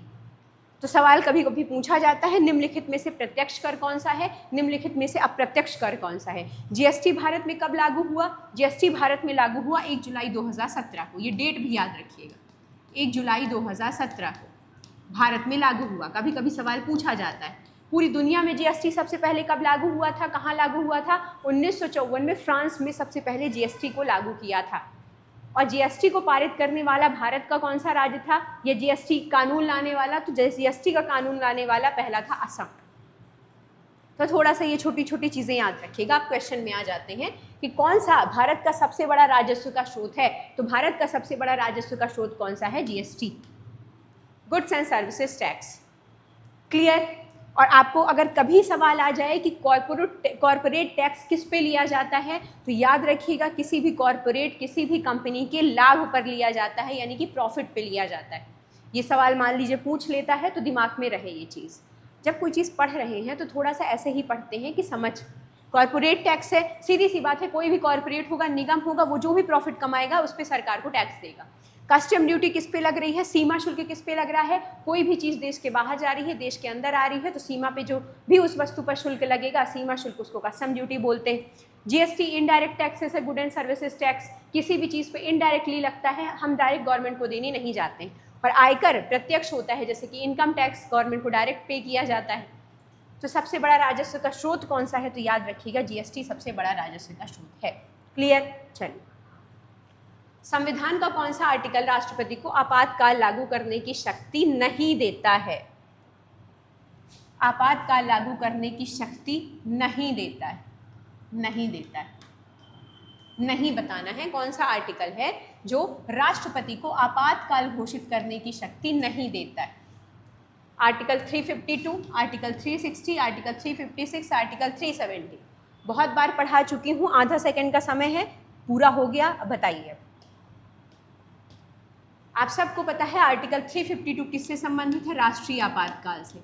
ये पूरे देश में लगाया जाता है, राष्ट्रीय आपातकाल। और ये कहाँ लगता है? ये पूरे देश में लगता है। 60 वित्तीय आपातकाल। ये अभी तक ये वित्तीय आपातकाल भारत में नहीं लगा है। ये भी सवाल पूछा जाता है कि क्या वित्तीय आपातकाल भारत में लगाया जा चुका है? तो नहीं लगा। 356 किससे संबंधित है? राष्ट्रपति शासन से संबंधित है। और 370 क्या था? 370 जम्मू और कश्मीर को विशेष राज्य का दर्जा प्रदान करता था, जो अब समाप्त हो चुका है। तो अब आप बता दीजिए कि कौन सा आपातकाल लागू करने की शक्ति नहीं देता? 352 तो राष्ट्रीय आपातकाल से संबंधित है। और ये कहाँ लगता है? ये पूरे देश में लगता है। और राष्ट्रपति शासन किसी स्पेसिफिक राज्य में लगता है। जो नहीं है वो कौन सा है? नहीं है आर्टिकल 370, क्योंकि 370 जम्मू कश्मीर को विशेष राज्य का दर्जा देने से संबंधित था, जो 2019 में अब जिसका प्रावधान और जो आर्टिकल समाप्त कर दिया गया है। पहली बात। अब मुझे ये बता दीजिए आप सब कि आर्टिकल 352 तो पूरे देश में लगता है। आर्टिकल 352 कब कब लगाया गया है भारत में? मुझे बताइए कि आर्टिकल 352 कब कब लगाया गया है। ये सवाल पूछा जाता है कि निम्नलिखित में से कितनी बार या कब कब राष्ट्रीय आपातकाल भारत में लगा है। तो जब आपको पता होगा कब कब लगा है तब तो लगा के आएंगे, कब नहीं लगा। तो राष्ट्रीय आपातकाल कब कब लगा है? देखिए, पहली बार राष्ट्रीय आपातकाल लगा था भारत चाइना युद्ध के समय 1962 में। जब भारत और चाइना के बीच युद्ध चालू हुआ, उस टाइम राष्ट्रीय आपातकाल लगाया गया। फिर लगा 1971 में, जब भारत और पाकिस्तान के बीच युद्ध चला। भारत और पाकिस्तान के बीच युद्ध चला। तीसरा लगा था 1975। तीसरा आपातकाल 1975 में लगा था आंतरिक अशांति के आधार पे। आंतरिक अशांति के आधार पे। तो ये 3 बार लग चुका है भारत में आपातकाल। कब कब? 1962 भारत चाइना युद्ध के समय, 1961 भारत पाकिस्तान युद्ध के समय, और 1975 आंतरिक अशांति के आधार पे। मेरा आपसे एक सवाल है कि भारत के किस राज्य में सबसे ज़्यादा बार आपातकाल लगाया जा चुका है? मुझे कमेंट करके बताइए कि भारत के कौन सा राज्य है जिसमें सबसे ज़्यादा बार राष्ट्रपति शासन लगाया जा चुका है, बताइए। और आप सबको पता है कि जब राष्ट्रपति ये जान लेते हैं कि कहीं भी संवैधानिक प्रावधानों के अनुसार गवर्नमेंट नहीं चल रही है, तो वो खुद शासन हाथ में ले लेते हैं, राज्यपाल के माध्यम से शासन चलाते हैं, वही राष्ट्रपति शासन कहलाता है। तो ये तीनों आर्टिकल आपातकाल से संबंधित है। जो नहीं है वो था आर्टिकल 370। क्लियर? चलिए, कौन सी झील टेक्टोनिक झील के रूप में जानी जाती है?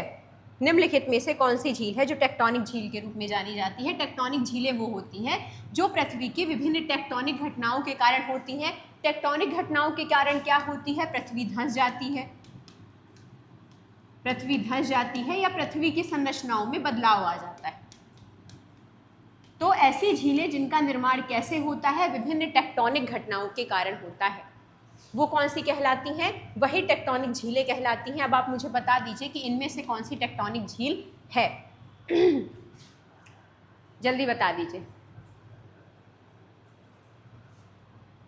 पृथ्वी की, देखिए पृथ्वी की टेक्टोनिक घटनाएं होती हैं, उन टेक्टोनिक घटनाओं के कारण क्या होता है? आंतरिक घटनाओं के कारण या तो पृथ्वी धंस जाती है या पृथ्वी में भी किसी तरह के उत्थान आ जाते हैं, ऊपर उठ जाती है। ऐसी ही घटनाएं होती हैं जिसके कारण झीलों का निर्माण होता है। और इस टेक्टोनिक घटना के कारण कौन सी झील बनी है? वूलर झील। और ये वूलर झील भारत की मीठे पानी की झील है। मीठे पानी की झील है। कहाँ स्थित है? जम्मू कश्मीर में है। मुझे बताइए भारत की सबसे बड़ी मीठे पानी की झील कौन सी है? बताइए जल्दी कमेंट करके। तो राइट आंसर कौन सा हो गया? टेक्टोनिक झील के रूप में कौन सी झील जानी जाती है? वूलर झील, जो जम्मू कश्मीर में एक मीठे पानी की झील है। ठीक है, चलिए टेक्टोनिक झीलें कौन सी होती हैं? पृथ्वी की टेक्टोनिक घटनाओं के कारण जो बनती हैं। लोकटक झील कहाँ है? लोकटक झील मणिपुर में। कहाँ स्थित है? केमलम झाओ नेशनल पार्क कहाँ है? केमलम झाओ नेशनल पार्क भी मणिपुर में ही है। क्लियर? विश्व का एकमात्र तैरता हुआ नेशनल पार्क कहाँ है? बताइए। चलिए, चिल्का झील। इसलिए इससे सवाल कर रही हूँ आज की क्लास में क्योंकि जो जो सवाल दे रही हूँ वो सब पढ़ाया जा चुका है, तो रिवीजन होता चला जाएगा, उसमें भी आपका कहीं ना कहीं फ़ायदा है। चिल्का झील कहाँ है? चिल्का झील उड़ीसा में है। उड़ीसा में है और खारे पानी की झील है। ये भी पूछा जाता है कि चिल्का झील कैसी झील है, खारे पानी की, मीठे पानी की? तो खारे पानी की झील है। क्लियर? पुलिकट झील कहाँ है? आंध्र प्रदेश में। जो लोग कह रहे थे वाइट बोर्ड का यूज़ करिए, वो देख लीजिए वाइट बोर्ड किया है आज। और अगर थोड़ा सा भी चीज़ें क्लियर नहीं आ रही हैं तो आप जिम्मेदार हैं, मैं नहीं। तो टेक्टोनिक झील के रूप में कौन सी जानी जाती है? वूलर झील जानी जाती है। क्लियर? लोकटक झील कहाँ है? मणिपुर में है। केमलम झाओ नेशनल पार्क भी मणिपुर में है। चिल्का झील उड़ीसा में स्थित है, खारे पानी की झील है। पुलिकट झील आंध्र प्रदेश में। तो इनकी लोकेशन भी जानना आपके लिए ज़रूरी है। और टेक्टोनिक झील के रूप में कौन सी जानी गई? वूलर झील। आगे बढ़ते हैं। वर्नाकुलर प्रेस एक्ट किसके द्वारा लागू किया गया था? बताइए, वर्नाकुलर प्रेस एक्ट किसके द्वारा लागू किया गया? पहली बात तो वर्नाकुलर प्रेस एक्ट आया कब? 1978 में। किसके द्वारा लागू किया गया? कर्जन, डलहौजी, रिपन और लिटन। बताइए। वर्नाकुलर प्रेस एक्ट बेसिकली क्या था? जो भारतीय समाचार पत्र थे जो अंग्रेजों की नीतियों का विरोध करते थे, जो अंग्रेजों की नीतियां भारतीयों के विरुद्ध हुआ करती थी, तो ऐसे समाचार, ऐसे भारतीय भाषा के जो समाचार पत्र थे उन पर प्रतिबंध लगाना। वर्नाकुलर प्रेस एक्ट किसके लिए था? जो भारतीय भाषाओं के समाचार पत्र थे, भारतीय भाषा के जो समाचार पत्र थे उस पर प्रतिबंध लगाना, समाचार पत्रों पर प्रतिबंध लगाना। और ये समाचार पत्र क्या करते थे भाई? अंग्रेजों के खिलाफ लिखते थे। प्रतिबंध लगाना, प्रतिबंध। और ये किसके शासनकाल में आया वर्नाकुलर प्रेस एक्ट? तो लॉर्ड तो इनके लगाने ही नहीं चाहिए, लिटन के कार्यकाल में आया था। क्लियर? तो वर्नाकुलर प्रेस एक्ट किसके समय आया था? तो वर्नाकुलर प्रेस एक्ट आया था लिटन के समय में। भारतीय भाषाओं का समाचार, भारतीय भाषाओं के जो समाचार पत्र थे उस पर प्रतिबंध। एक बहुत फेमस पत्रिका हुई थी इसी समय। फेमस कौन सी पत्रिका थी? अमृत बाजार पत्रिका, बहुत फेमस पत्रिका थी।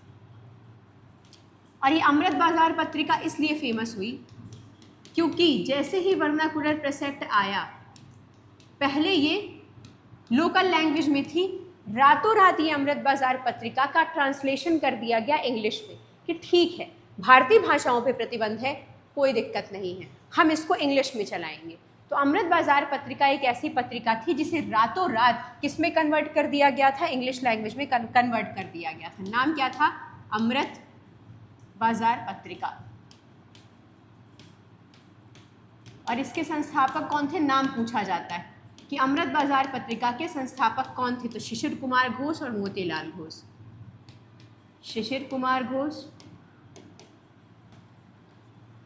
और मोतीलाल घोष, एक सवाल पूछा जाता है कि ऐसी कौन सी पत्रिका थी जो रातों रात वर्नाकुलर प्रेस एक्ट लागू होने के बाद रातों रात लोकल लैंग्वेज से इंग्लिश लैंग्वेज में ट्रांसलेट कर दी गई, तो वो कोई और नहीं थी, अमृत बाजार पत्रिका ही थी, जिसके संस्थापक कौन थे? शिशिर कुमार घोष और मोतीलाल घोष। क्लियर? तो किसके समय आया था वर्नाकुलर प्रेस एक्ट? लिटन के कार्यकाल में आया था। चलिए, डलहौजी को क्या कहा जाता है? रेलवे, भारत में जो रेलवे सेवा का जनक कहा जाता है वो डलहौजी को ही कहा जाता है। क्लियर? जनगणना किसके शासनकाल में हुई थी? बताइए, जनगणना किसके शासनकाल में शुरू हुई थी? व्यवस्थित जनगणना। और बंगाल विभाजन किसके शासनकाल में हुआ? ये मैं जो बोलती रहती हूँ ना ऐसे कि ये बताइए वो बताइए, कारण ये होता है ये सब बताने का कि जैसे मैंने पूछा आपके दिमाग में तुरंत उसका आंसर आया, वो चीज़ अपने आप रिवाइज हो गई आपको, अब आपको उसको अलग से पढ़ने की ज़रूरत नहीं। निम्नलिखित में से कौन सा टोकन मनी का उदाहरण है? टोकन मनी कौन सी कहलाती है? चांदी का सिक्का, सोने का सिक्का, 10 का नोट, कोई नहीं। देखिए, टोकन मनी क्या होती है कि जब मान लीजिए किसी चीज़ का जो मूल्य है, किसी मान लीजिए कोई कागज़ है, कागज़ कितने का है? मान लीजिए 5 पैसे का कागज़ है, उस कागज़ में अंकित मूल्य कितना है? अंकित मतलब जो भी नंबर लिखा हुआ है, मान लीजिए 10 रुपये की नोट है और उसमें 10 रुपये लिखा हुआ है, तो जो नोट को बनाने में जिस चीज़ का उपयोग किया गया है, कागज़, उसका मूल्य कम है, बल्कि उसमें जो मूल्य अंकित है 10 रुपये वो ज़्यादा है। तो देखिए, मैंने क्या कहा कि एक कागज़ का नोट है, कागज़ का नोट है, उस पर कितना लिखा हुआ है? 10 रुपये, 10 रुपये। कागज़ का मूल्य कितना है? मान लीजिए कागज़ का मूल्य कितना है? 1 रुपये। कागज़ बनाने में मुझे लगा 1 रुपये, कागज़ को मंगाने में। तो ये जो कागज़ को मंगाने में, जो कागज़ बनाने में पैसा लगा है वो कम लगा है, लेकिन जो उस पर मूल्य लिखा हुआ है 10 रुपये वो ज़्यादा है। तो जब ऐसी मुद्रा जिसको बनाने में या जो सामग्री बनाने में जिस कम लागत लगे और उस पर जो मूल्य अंकित हो वो ज़्यादा हो, जैसे 1000 की नोट अभी चली थी, पहले चलती थी, 2000 की नोट चलती थी। अब आप मुझे बताइए कि उस 2000 की नोट बनाने में कितना खर्चा आया होगा? कागज़ को बनाने में कितना खर्चा आएगा? मैं कहती हूँ 5 रुपये का खर्चा आया उस पूरी नोट को बनाने में, उस पूरे कागज़ को बनाने में, लेकिन उस मुद्रा का मूल्य कितना है? 2000 रुपये। तो उस कागज़ को बनाने में लागत सिर्फ 5 रुपये आई, लेकिन उसका मूल्य कितना है? 2000 रुपये। तो जब ऐसी मुद्रा जिसको बनाने में लागत तो कम आए लेकिन उसका मूल्य ज़्यादा हो, और वो मूल्य किसके द्वारा डिसाइड किया जाता है? गवर्नमेंट द्वारा, आरबीआई द्वारा, ऐसी मुद्रा कहलाती है टोकन मनी। लेकिन अब यहाँ पे दिया हुआ है चांदी का सिक्का और सोने का सिक्का। तो चांदी एक धातु है, जितना चांदी की वैल्यू होगी उस सिक्के की भी उतनी ही वैल्यू होगी, जितना सोना की वैल्यू होगी उस सोने की धातु की वैल्यू होगी, उतने ही सोने के सिक्के की वैल्यू होगी। लेकिन क्या 10 की नोट बनाने में जिस कागज़ की जितनी वैल्यू थी 1 रुपये की, क्या 10 की भी वैल्यू उतनी होगी? नहीं, 10 की वैल्यू 10 रुपये की होगी, यानी कि ज़्यादा की होगी। तो टोकन मनी किसको बोला जाता है? कि जिस मुद्रा को बनाने में लागत कम लगे लेकिन उस मुद्रा का मूल्य ज़्यादा हो, वही कहलाती है टोकन मनी। देखिए, सोने का सिक्का बनाना था तो सोने की धातु लेनी पड़ेगी, तो जितना सोने की धातु का मूल्य होगा उतना ही तो सोने का सिक्के का मूल्य होगा। बिल्कुल। चांदी का सिक्का बनाना है, चांदी की धातु लेनी है, तो जितना चांदी की धातु का मूल्य है उतना ही चांदी के सिक्के का मूल्य होगा। लेकिन 10 की नोट बनाना है और 10 की नोट बनाने में कागज़ चाहिए, तो क्या जितना कागज़ का मूल्य है यानी कि 1 रुपये, उतना ही 10 की नोट का मूल्य है? नहीं, कागज़ का मूल्य 1 रुपये है लेकिन 10 की नोट का मूल्य ज़्यादा है। तो जब ऐसी मुद्रा जिसको बनाने में लागत कम लगे और उसका मूल्य ज़्यादा हो, वही कहलाती है टोकन मनी, यानी कि सांकेतिक मुद्रा, चाहे वो किसी का भी नोट। क्लियर? चलिए, और ये दोनों तो अपने में धातु हैं, तो ये जितनी इनकी धातु का मूल्य है उतना ही सिक्के का मूल्य है। चलिए आगे बढ़ते हैं। तो टोकन मनी में आशा करती हूँ समझ में आ गया होगा। संसद द्वारा किसी राज्य के क्षेत्र नाम या सीमा में परिवर्तन किस आर्टिकल के अंतर्गत किया जाता है? बताइए। संसद द्वारा किसी राज्य के क्षेत्र, नाम और सीमा में परिवर्तन किस आर्टिकल के तहत किया जाता है? 2, 3, 4, 1, जल्दी बता दीजिए। जल्दी बताइए, तब तक मैं पानी पी लेती हूँ, बहुत सरल क्वेश्चन है, जल्दी बताइए।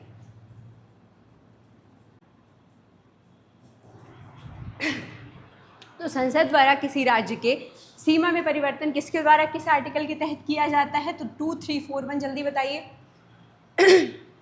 किसके तहत किया जाता है? आर्टिकल 3 के अंतर्गत किया जाता है, और ये मैं आपको पहले भी बता चुकी हूँ कि संसद को अधिकार है किसी भी राज्य की वो सीमा परिवर्तित कर सकती है, किसी भी राज्य का नाम बदल सकती है, किसी भी राज्य के सीमा को कम कर सकती है या बढ़ा सकती है। मान लीजिए ये भारत, ये पूरा भारत है, और भारत की संसद के पास क्या अधिकार है?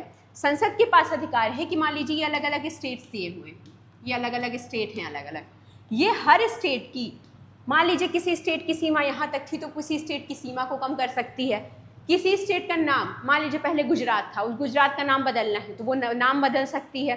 किसी भी राज्य की सीमा क्षेत्र, उसका नाम, उसका एरिया, ये सब बदलने का अधिकार किसको होता है? भारत की संसद को होता है। और वो किस आर्टिकल के तहत होता है? वो आर्टिकल 3 के अंतर्गत होता है। तो संसद द्वारा किसी राज्य क्षेत्र का नाम, सीमा में परिवर्तन किस आर्टिकल के तहत किया जाता है? तो आर्टिकल 3 के अंतर्गत किया जाता है। संसद क्या कर सकती है? किसी भी राज्य की सीमा बदल सकती है, उस राज्य की सीमा को घटा भी सकती है, बढ़ा भी सकती है, किसी राज्य का नाम परिवर्तित कर सकती है। और तो और एक सवाल इस तरीके से भी पूछा जाता है कि किसी भी राज्य की सीमा, क्षेत्र को परिवर्तित करने का जो अधिकार है वो किसके पास होता है? राष्ट्रपति, भारत की संसद, न्यायपालिका। तो आपको लगा के आना है भारत की संसद के पास होता है। यहाँ पे ये भी सवाल बनेगा कि किसी भी राज्य क्षेत्र का नाम और सीमा में परिवर्तन का अधिकार किसके पास है? तो राष्ट्रपति लगा के तो बिल्कुल मत आ जाइएगा, जो संसद है उसके पास ही अधिकार होता है किसी भी राज्य क्षेत्र की सीमा में परिवर्तन करने का। क्लियर? चलिए, आज किस आर्टिकल के तहत? आर्टिकल 3 के अंतर्गत। ये आर्टिकल 3 याद रखिएगा। चलिए, नालंदा विश्वविद्यालय को किस मुस्लिम आक्रांता द्वारा जलाया गया था? बताइए, नालंदा विश्वविद्यालय किसने जलाया था? और जब से नालंदा विश्वविद्यालय जला, भारत का इतने सालों पुराना ज्ञान सब जल के खाक हो गया। 3 महीने तक जला था नालंदा। किस मुस्लिम आक्रांता द्वारा जलाया गया? मोहम्मद गौरी, बख्तियार खिलजी, अलाउद्दीन खिलजी या तैमूर? तो आप सबको पता है नालंदा विश्वविद्यालय जलाया गया था बख्तियार खिलजी द्वारा। और ये किसका सेनापति था? कुतुबुद्दीन ऐबक का। सवाल पूछा जाता है ये कि बख्तियार खिलजी किसका सेनापति था? तो ये कुतुबुद्दीन ऐबक का सेनापति था।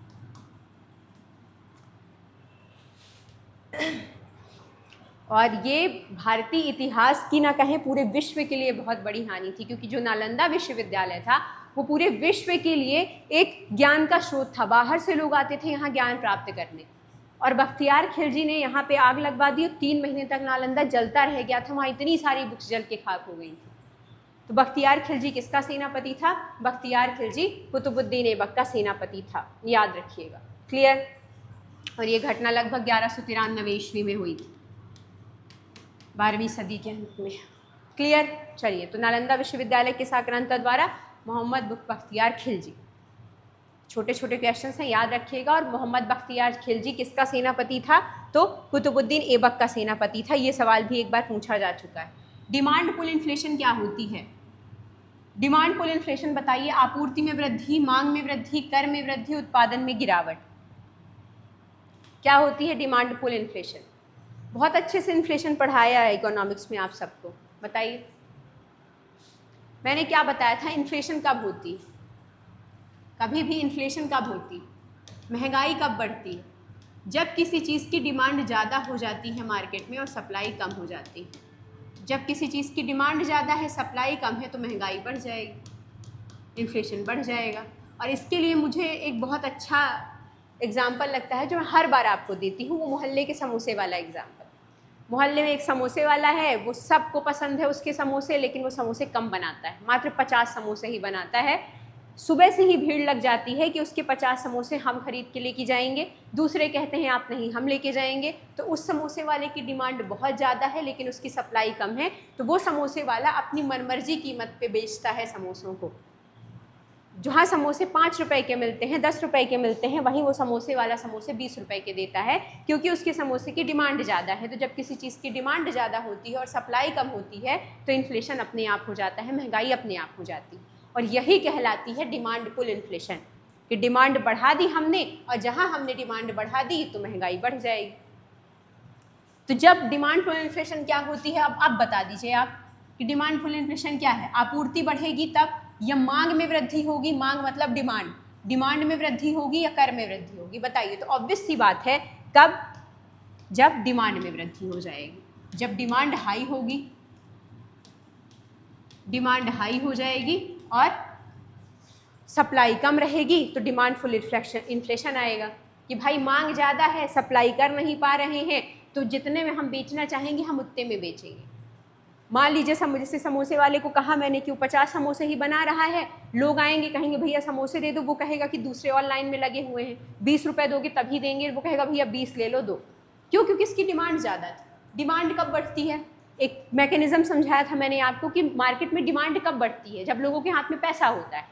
और लोगों के हाथ में पैसा कब आता है? जब भाई बैंक लोगों को लोन दे देता है कम इंटरेस्ट रेट पे। और कम इंटरेस्ट रेट पे बैंक कब लोन देता है? जब बैंकों को कम इंटरेस्ट रेट पे आरबीआई से पैसा मिलता है।